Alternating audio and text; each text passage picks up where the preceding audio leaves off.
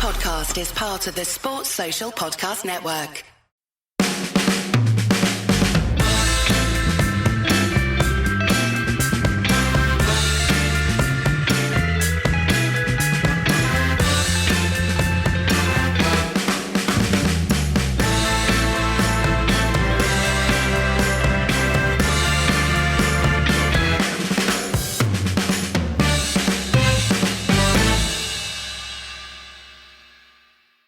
All right, I'm with Daniel, who is fresh back from Wembley. An excellent day of Man-Yooing there.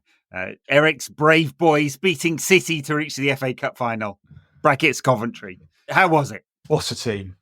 It was one of those situations where you're like, well, it was like a decade in the day, wasn't it? Just the whole... Because it looked like straight in at number one, a stone-cold Wilderness Years classic to... ruin all the other classics we thought we'd seen before. Oh, yeah. And then, I mean, I have myself had a day. I was in the discotheque till quite an hour last evening. And then had to get up and I did the first half of the Forest-Everton game. Then I went to the game and I came back and just did the Classico now. And it's actually that situation where I thought, if this goes to penalties, and I thought it was before the game, I might have a problem getting back for the Classico. But I thought, okay, that can't happen. And then it's 3-0, and you're like, okay. But then as soon as the first goal went in, I said to the mate that I was next to, this has got all the makings. Absolutely. And Coventry were, a toe away from winning that right at the end. I mean, it's the narrowest of narrow offsides. And in fact, it's the kind of offside where I see it happen. I think a lot of football fans probably feel this way. And we feel like the old rule where it was like, that's level. It was perfectly fine. And I almost felt guilty / sorry for Coventry until I remembered that Richard Keys is a Coventry fan. And then I'm like, fuck him. But it was just also, classic United this season. Steve Agrizovic and Keith Ouchen campaigned for the Tories. And Steve Agrizovic played for Liverpool in the 80s. Yeah. Keith Ouchen, I think, is from the Northeast. Yeah. Like, how dare you behave in that manner? Still the finest FA Cup final goal ever. I think Greg Downs that is non-United, probably my all-time favourite goal, that one. Non-United related. Just I wrote a long piece about it a few years ago now because I was just totally fascinated by this goal because I haven't seen a goal like that scored ever before or ever again. I was chatting to a mate's teenage son yesterday in Short Synagogue and I was telling him about this. And I said, he's literally horizontal. So I sent him the goal today and he was just like, what? Because it's weird because you would think as the athleticism of football has improved, we'd see more goals like that. Yeah. But actually, it's only that one really, where you're proper horizontal, like the fast straight is just, amazing. Well, there was Robin van Persie in the World Cup, wasn't there? I mean, obviously different goal further out and all of that, but he was pretty Superman-y. I guess Percy may be a bit defter. Yeah. Because he's actually trying to guide the ball, whereas Houchen is just hurtling at it and he gets it in the middle and smacks it. Yeah. But there's he's just got to get to the ball. Percy's got to get to the ball and control it, but Houchen's still better. Anyway, maybe one of the reasons we don't see those kind of goals anymore is because the cross has gone out of the game. But at least the high cross across the box, well, sort of high cross. But we had a low cross across the box that opened United scoring. Scott McTominay, brave Scott McTominay, playing at number 10 with Bruno in the holding role. Sound tactical approach there from Eric, and it all looked fine. It looked as it should be, right? United, doesn't matter what kind of tactical mess our genius manager puts out, put any 11 Manchester United players on the pitch and they should beat this lot. And that's how it felt after however many minutes it was. Yes, but at the same time, it was so slow. Like Maguire trundling forward with the ball. And everything they did slowly. Mm-hmm. And yeah, I don't know. Well, I almost thought, I was thinking this at half time, that given the kind of criticism and the way United had been letting in goals by leaving midfield open. Actually, they were quite conservative in that first half. I mean, what was it, 2-0 at the break? And they were compressing the game a bit better than they normally do. They weren't allowing Coventry just go through the centre of the midfield, except when Casemiro decided to try and run, which was a bad idea for him. He should just stay still now. And more on Casemiro in a bit, I suspect.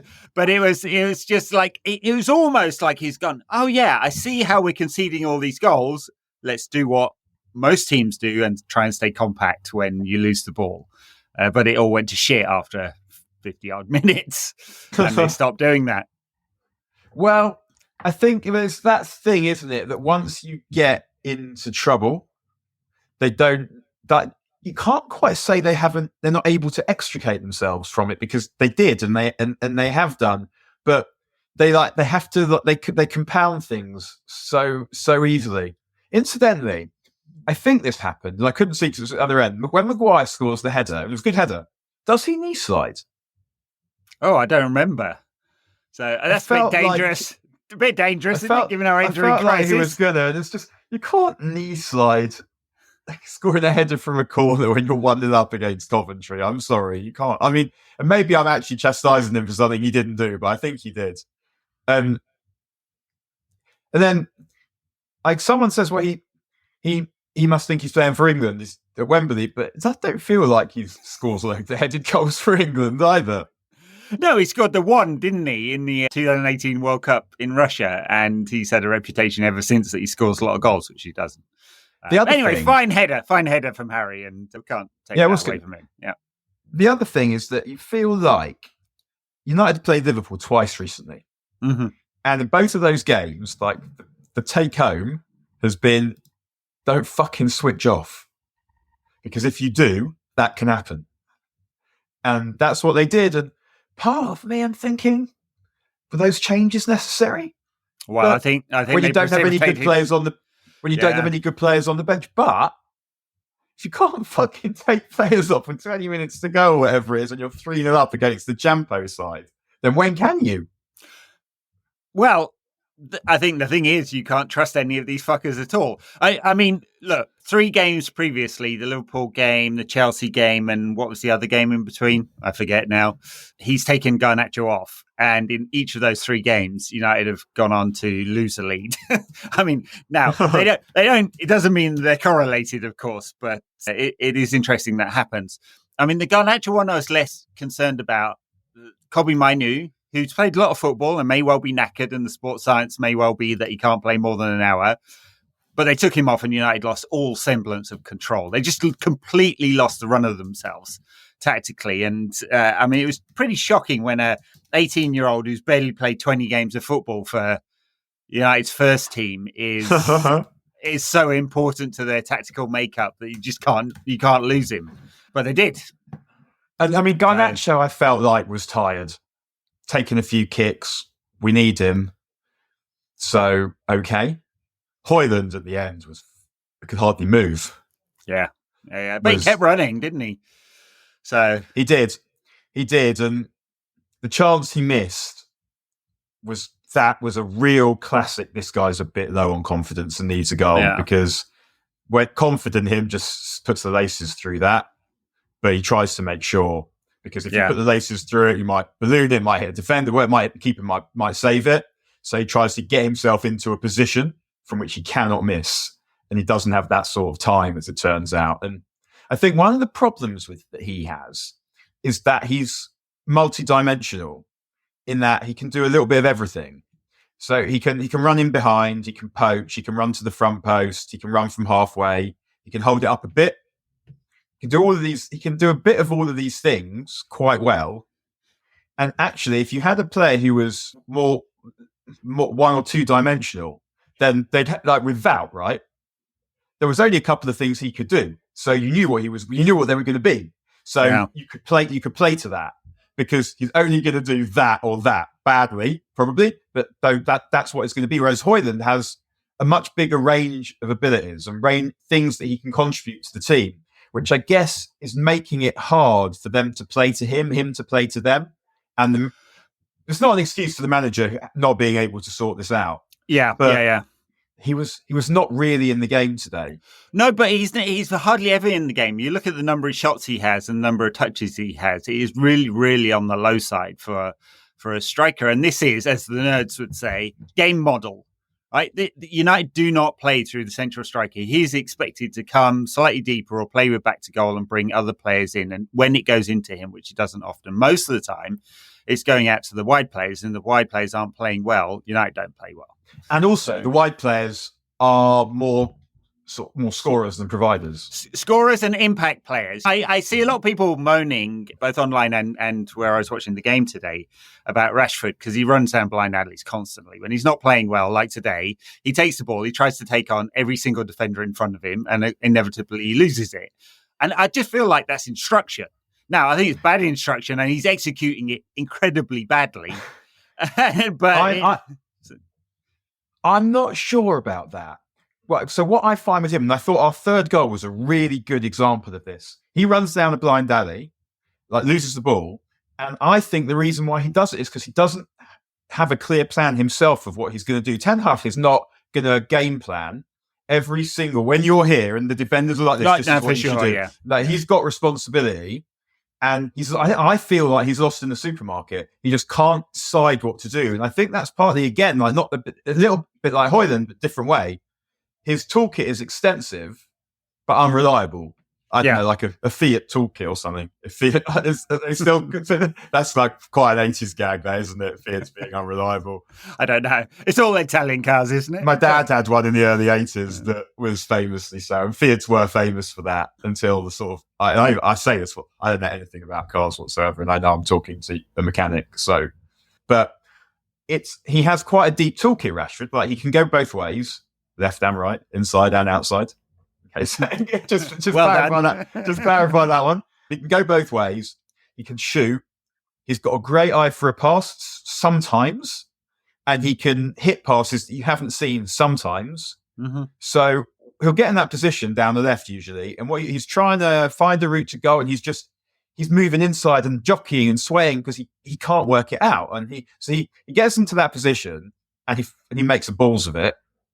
And then it goes to Bruno, and Bruno knows what he's going to do. He takes the ball, he slams a shot with as much power as he can muster at that time from that angle. Mm-hmm. And he knows that with all those legs there, that kind of thing can happen, and it's goal.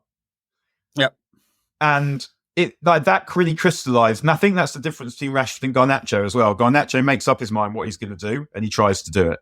Mm-hmm. And if it doesn't work, it doesn't work. But it feels like he has a better chance of making it work and of making you less agitated because you can read it, like you can watch it and you know what's going on. And with Rashford, it just feels so repetitive now that he just burrows into defenders, tries to work a shooting lane and slams it into some shins or whatever. And it is frustrating. I mean, it's definitely something that should be coachable. And I don't know what old Benny McCarthy and Ten Hag are doing with Rashford, but it's not worked all season. So his output is well down. Do you remember? His ability to complete these dribbles is down as well. And he does have a different role this season, but it's not working at all. Doesn't work today? Because when we get Benny McCarthy, I lived with some Ajax fans on my year off, and that was the Benny McCarthy song. And Sunday, are they? The other one that I can remember. But he scores that header against West Ham, that brilliant header. And I think he scores another good header around that time. It's like, oh, look at Benny McCarthy. But it's not really like that, is it?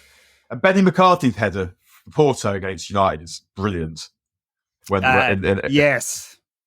In 04. In 04, when we were robbed, still sore about that one. And that twat running down the touchline. Who was he? Did he do anything in his life? One of my close mates is actually doing the Mourinho film at the moment. Okay. Yeah. That'll be fun. Authorized or unauthorized? Yeah. No, authorized. Okay. He's chilling with Jose. Nice. I think Jose's time has come and gone. And Bastian Schweinsteiger's interview last week on the overlap didn't crystallise the view that Jose may well be a total wrong un. And I don't really want to see him back anywhere in the Premier League because of the drama. But entertaining, isn't he? So it did sound ludicrous behaviour, I'm sure it was. But Schweinsteiger, do you remember he gets that red card against West Ham for elbowing someone in the head for no reason whatsoever, and he has 3 games off. I can't remember if it's proximate to his birthday or to Anna Ivanovic's birthday, but it was convenient, was it? it was a Dennis Law Christmas special, I believe, was what I was told. But yeah, right. he did that on purpose to arrange himself some holiday. Mind you, they look like they have a fine life. I don't know whether you follow him on Instagram, but they're always posting I'm not on Insta. Whatever party they're at and beach they're on, and I mean, who can blame him? But all right, so back let to me United. ask you a question. Can I ask you the first goal that they score? I mean, the marking for that, even amongst everything we've seen before, the marking for that first goal was absolutely top notch, and he shins it. Yeah, could Onana have saved it? It feels like he struggles with those kinds of things that are sort of low, and I mean, he probably couldn't, but. And then, because you wonder at the time, and then all you get to see subsequently is slow motion, and that's not helpful for that. But yeah, it's a good one. I mean, I think Onana struggles with his feet, and especially change of direction, doesn't he? Although, look, today, couple of really excellent saves from the volley. I forget who it was off the corner. The one that hit the bar. The one that hit the bar. Does he get tips to that? I don't think he does. No. But look, he's been, apart from the one he dived over last week and maybe today's. What about the second goal? The deflected, was that just nothing he could do about that? No, big deflection. Yeah, big deflection. The Paul Parker special, that one. So exactly that. Yeah. So, I mean, you did call out Ellis Sims last week as potentially having the tools to cause us some problems, and he did. Actually, Haji Wright, oh God, who scores the penalty at the end to bring it 3-3. The moment he absolutely skins Casemiro, just pushes it past him and runs past him, and Casemiro's like an old man on his crutches trying to get back. And Haji Wright's not even that quick, he's just normal quick. I mean, in extra time as it goes, like both teams trying to win that game. We weren't trying to do it very well, but they were both teams trying to win the game, which is why you end up with Casemiro alone at the back quite a lot. What did you make of his performance generally? Because I thought that it had some good bits. Yeah, he's just not mobile, and he did all right.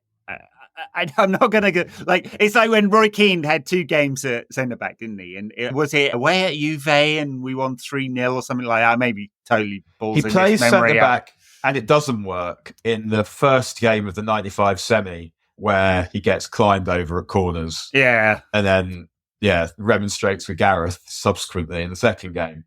But no, I mean, he's not. He has obviously. There was that moment. There's an extra time where he gets isolated, he gets left, he gets caught out wide, and obviously can't do anything. Yeah, but the distribution was good.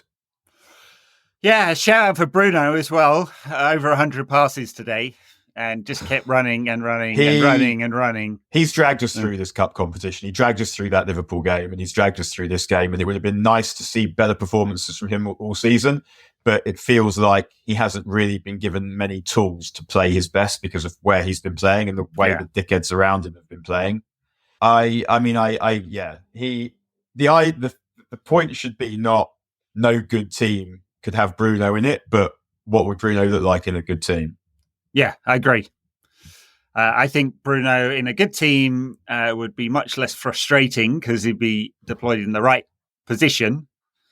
Not as he has been large parts of this season, deployed behind Scott McTominay, the number 10, which is ludicrous. And he'd have better players around him that got into the right kind of positions to find the angles as he finds the pockets of space. And he did that constantly. And you wouldn't expect championship players to be able to pick up on him there, of course. No, I mean, I have a grudge with him, actually, that he didn't rectify it. But winning the toss in Gdansk and going to kick second I felt like a much more egregious error than Ole not bringing on fucking someone for Fred or whatever it was. No, the keeper that wasn't De Gea. Who was? Oh, Henderson. Bringing on Henderson, but like a disproportionate number of times, the team that takes first wins, to the point where they were sort of mucking about with like 1 and 2 and 2-1, like table 2-1, tennis, like a tiebreak in tennis with the serving, because it wasn't fair. Yeah. And for that penalty shootout to go how it goes, where for like 7 times or whatever it is, 7 times you're kicking from behind and they've scored, and you kick.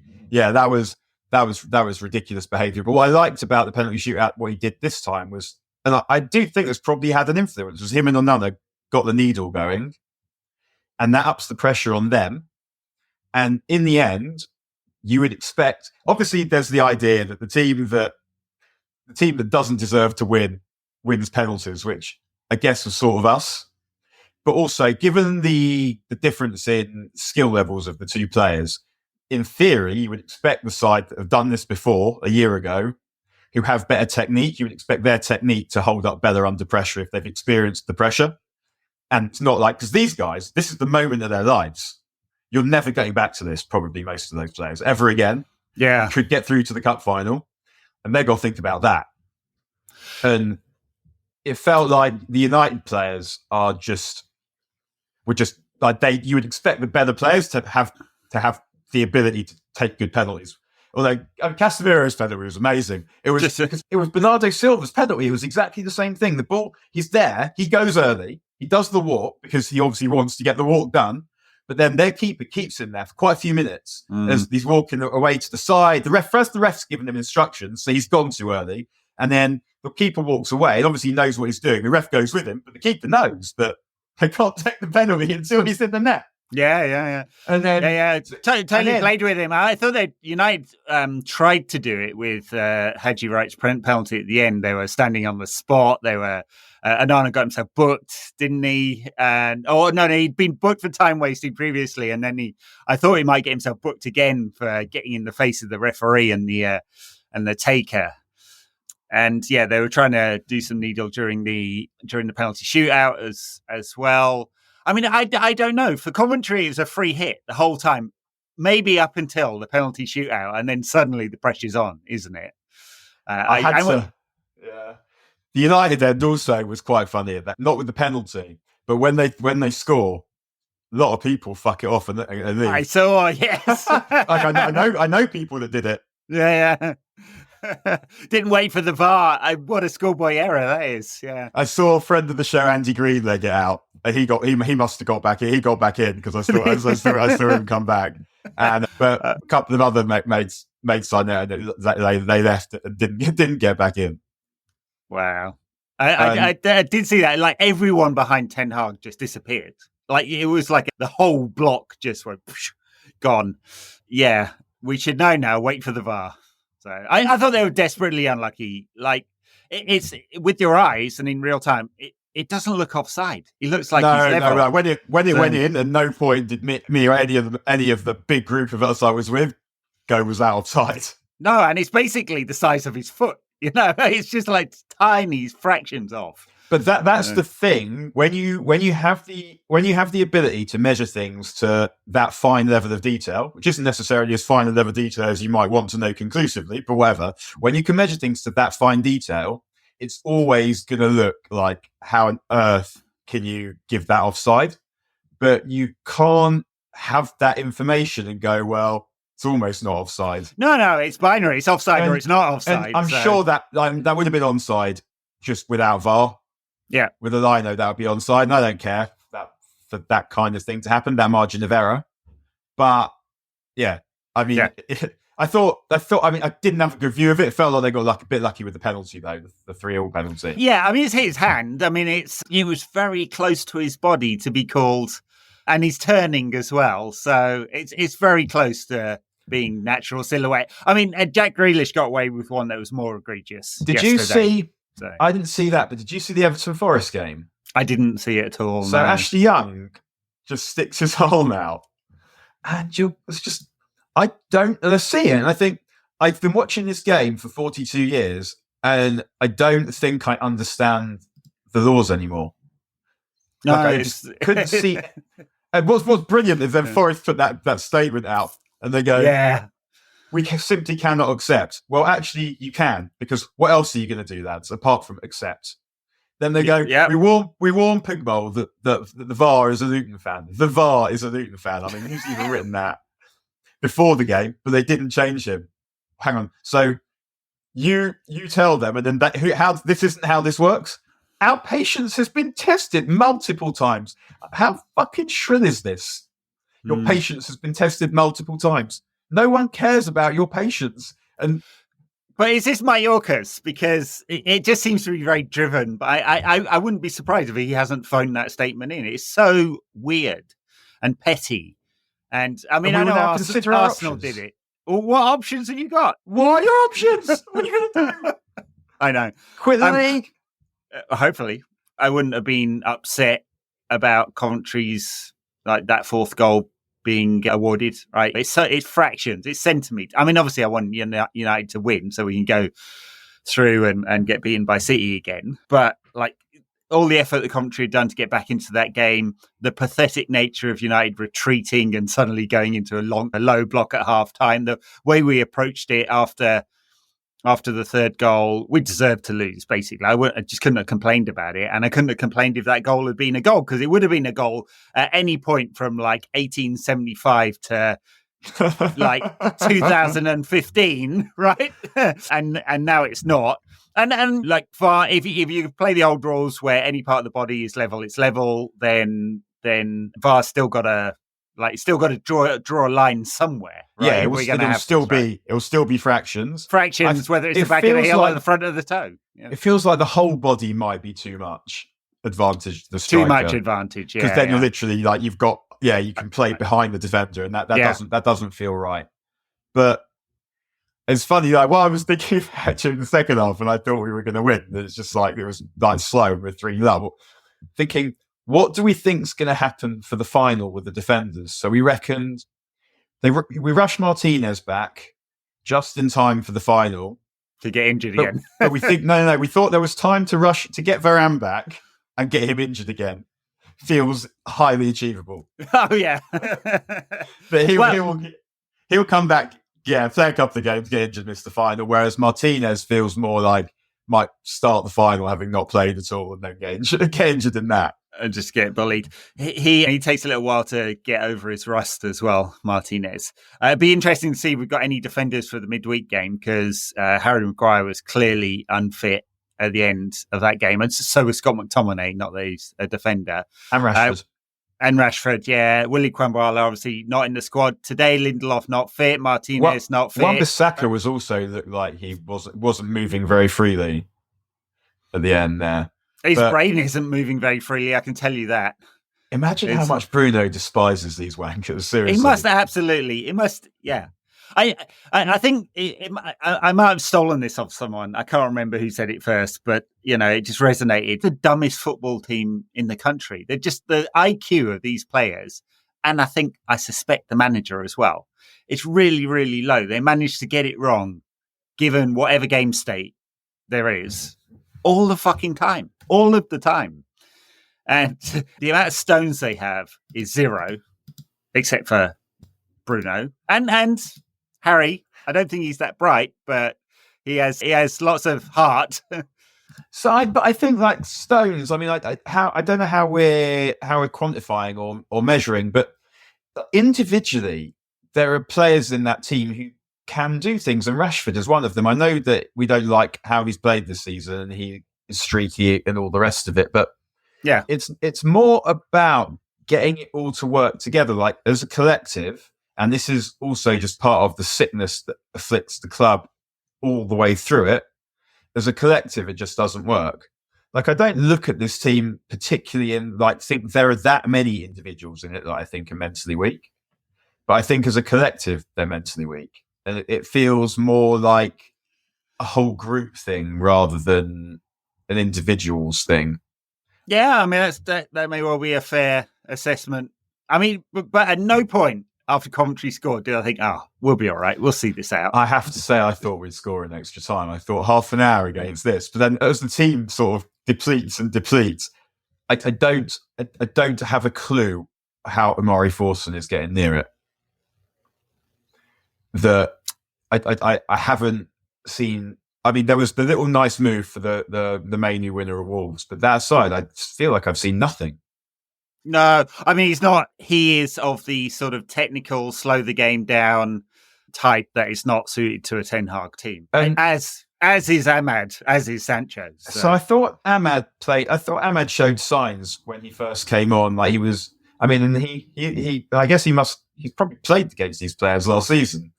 Been one of the better players in the Championship. Like whether he's much better than a Championship player or not, we don't really know. But I thought he looked all right when he first came on. I guess we might be seeing more of him. What did you? Yeah, I mean, he came on for Garnacho the other week. I mean, by the end in extra time, and we saw this weirdness in the cup game against Liverpool as well, didn't we? We had Bruno as the deep line playmaker, Forson, Anthony, Ahmad and Højlund up front. Do we have any other midfielders in there? Eriksen came out. Eriksen was playing sort of left side of the midfield three. So slow. I mean, it's just, yeah. Oh God, he's so out of here. Good penalty in the summer. Yeah. Good penalty. Yeah. But so not much else. But yeah, good penalty. Talking about the penalties, because it was funny because Ainada just has this unbelievable habit of whatever the player does, he will dive the wrong way. Well, he got one right. And then he got one right. One. I know. Because he's also, my maxim that dodgy keepers save penalties is, like, and I don't know if this is just like post-traumatic stress from Dudek. I don't think it is. I think dodgy keepers save penalties, like Ricardo and Barthez, giving them away and saving them. And so another sort of that kind of keeper as well, except he generally gets nowhere near any of them. But although he did say it was at Copenhagen, he saves one, wasn't it? So, but it was it was a good save, and it felt like he asserted himself in that shootout, made a fuss, made it take a long time, put pressure on the kicker, and good for him. Yeah, I mean, it's a bit embarrassing to have to do it against Coventry, but you've got to do what you've got to do. It's better than not as embarrassing as losing to Coventry. The one that was skied over, he's well off his line by the time the kick is taken, and they showed the replay, and I was like, "Oh, this is just going to be. They're just going to take this one again." It's so obviously he's miles off his line, and it should have been retaken. Although the Coventry player, I forget which one it is, was in an absolute state at that point anyway, so I'm not sure he'd have been in a fit position to do it again. It reminded me a bit of when Liverpool win the Mickey Mouse treble in 2001.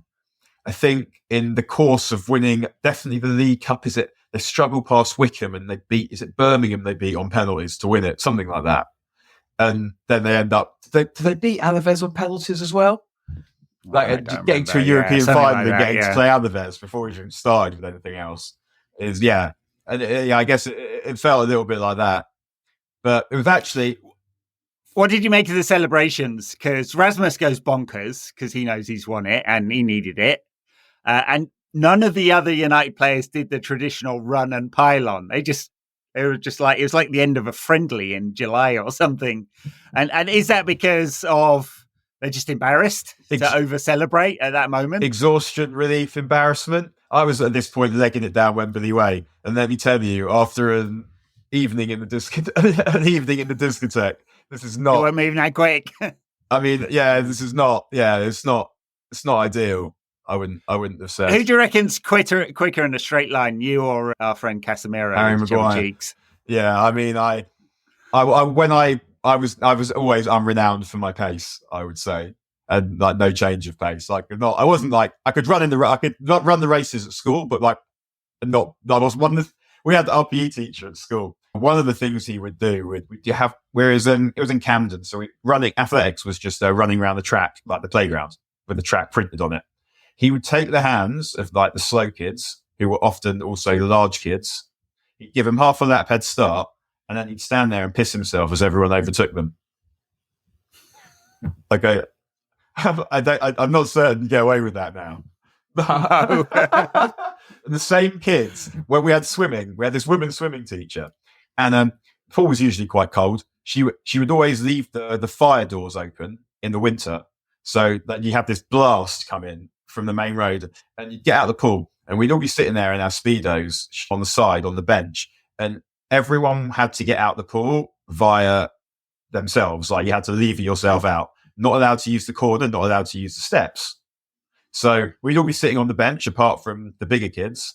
And I can still hear like the slap of flesh on linoleum as they go slap, slap, and then slide back in. Cue laughter, obviously. Oh, dear. And yeah, I mean, it's quite weird. It felt weird that this was a mixed school. And this was, I don't know, like the person who was doing it was just this unusual woman, I guess. Like, it was kind of quite weird. Like that dynamic of a bunch of teenage boys sitting there in their underwear and being laughed at by the teacher. I don't know. But I wasn't slow like that, but slow once I was on a football pitch with all people who could play sport. Yeah, I didn't have much pace, but I did. Talking of slow, did you see Sir Jim running the marathon? He ran the marathon and then went to Wembley, which is pretty impressive. He's 71 years old, and he wasn't exactly rapid doing the course, but I can't remember what his time was. It was 4:20 something last year, but that's all right. It's pretty good time for a 71-year-old. It's a pretty good time anyway, but for an amateur. But yeah, it's all that training Geraint Thomas is giving him, I think. His face, though, he was sat next to that rat-faced fucker, Avram Glazer, and his face was pretty joyous as United were winning 3-0. Face like fucking thunder. I half suspected he was going to do baseball coach style, run onto the pitch and was like, "You're out of there." Fire him. Just sack during Ten Hag on the spot. I mean, to be honest, I'd have been totally up for that. I was thinking about this, and obviously if we lose, you have to fire him.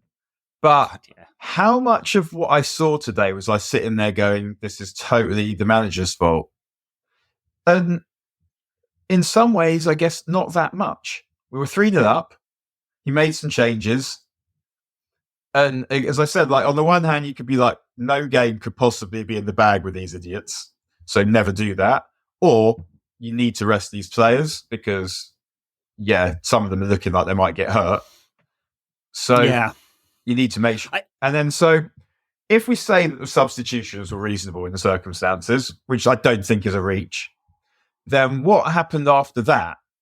How much of that is his fault? And it doesn't feel like that much of that was his fault. That feels more like that's just the malaise that exists at United, that will take a lot of time and a lot of signings and a lot of sales to get rid of. And this is a job that has only just been started. Well, I think that's all a fair observation. One of the things I'd say is the way United play is not by accident. This is what Ten Hag wants. He wants United to play in a deep block and fast, vertical, direct football up into the wings and committing players forward. And the chaos that we've seen is by design, not by accident. So that's all I'd say. And we saw some of it today. But, big picture, I agree. I agree. Like, I don't see him as someone who's going to be able to do the necessary.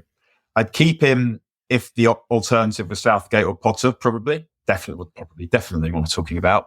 If there was someone good, I'd get rid of him. But I didn't, all the things that are wrong with this team in the way that we play didn't feel like the reason we contrived to toss in 3 goals against Coventry.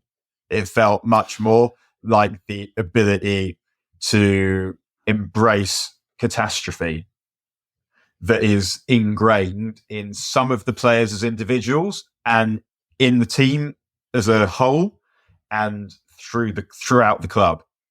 And that's what I saw there.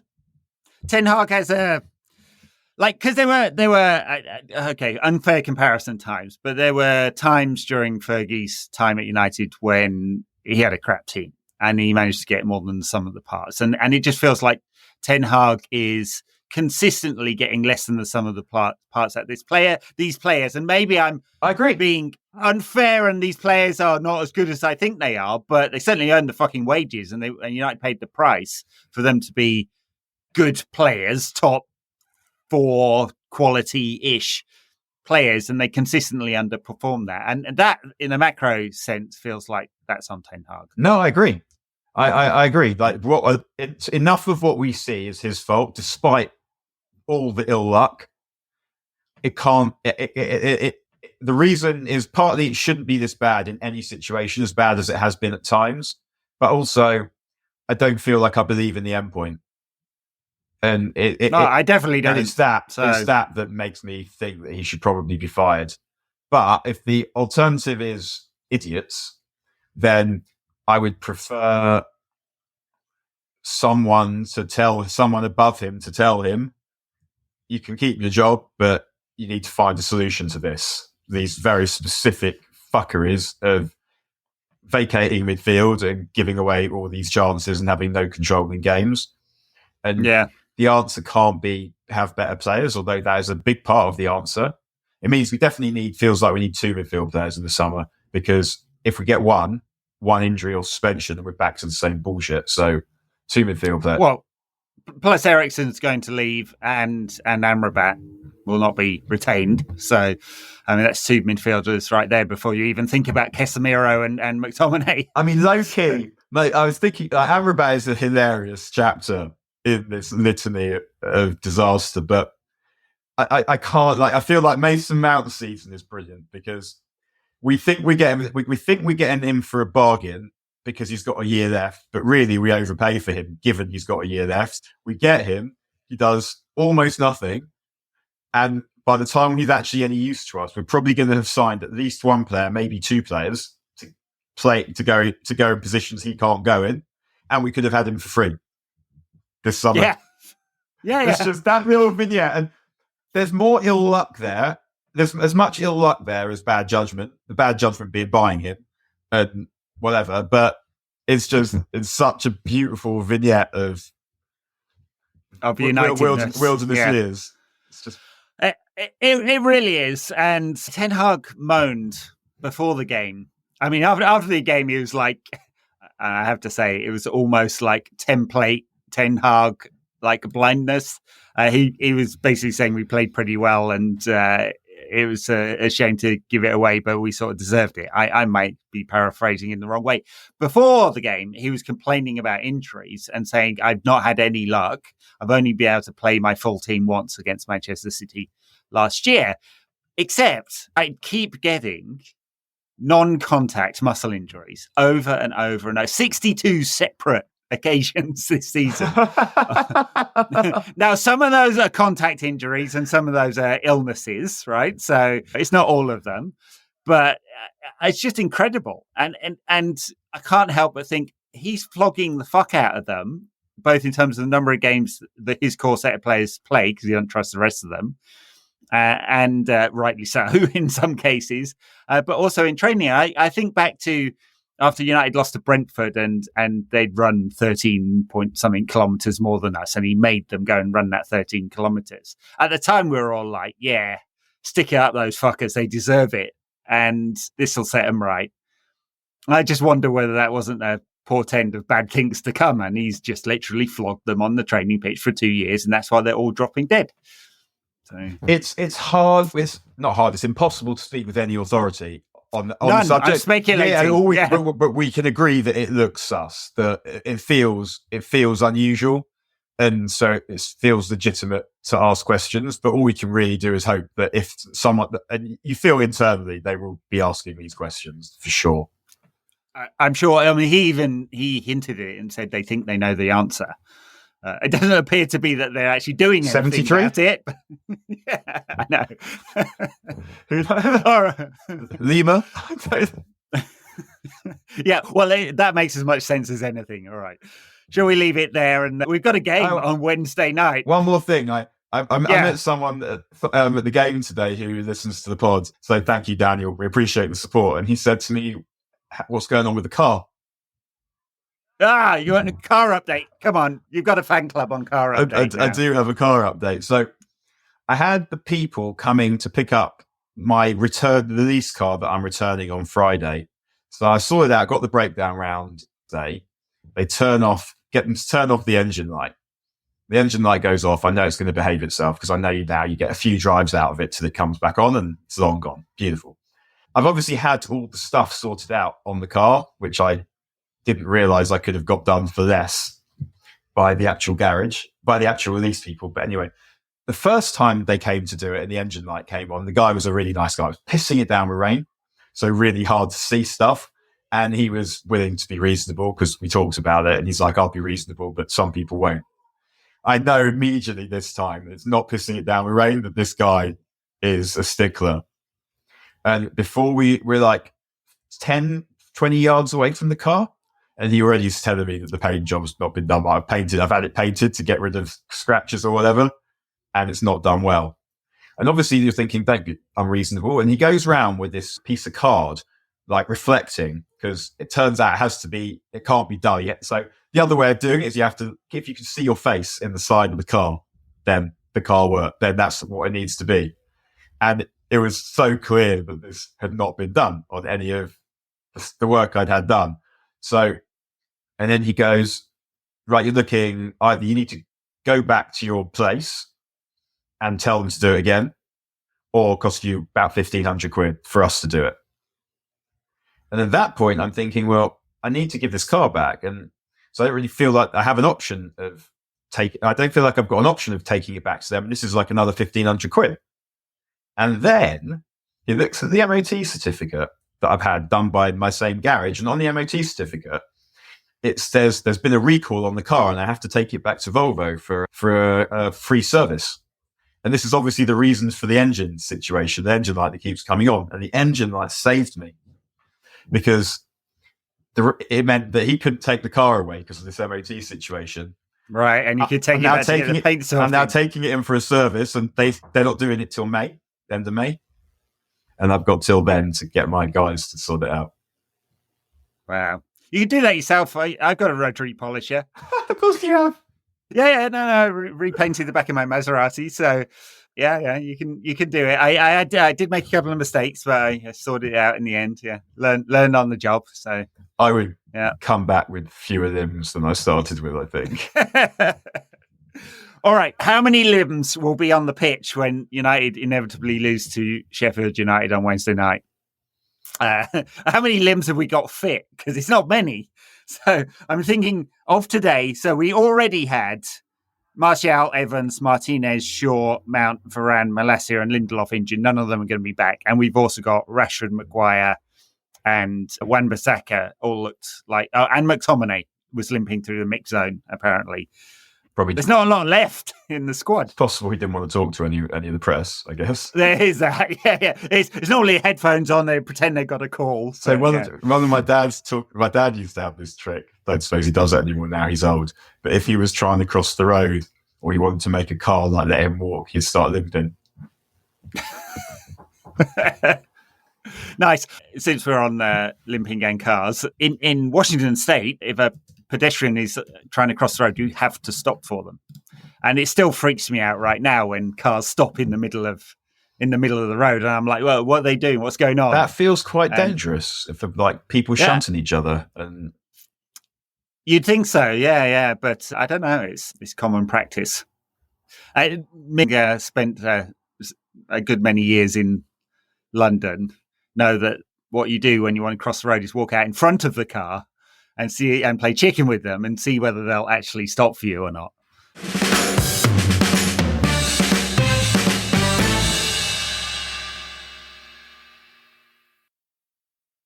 Sheffield United, Wednesday night. What the fuck are we going to see? I mean, I think that's got disaster written all over it. I know they're terrible, but we're unfit, just played a game, have no players. 120 minutes, big emotional dump. 120 minutes, on which big point, emotional dump. Yeah. When they scored the goal that we thought was the winner, the United bodies strewn everywhere. The only thing that I can compare it to pretty much is Bayern players at the end of the final after in 99. 99. Just like bodies, prostrate everywhere, and prostates. Bodies, just like that emotional dump, even though they got away with it in the end, like they'll be embarrassed about what went down this day.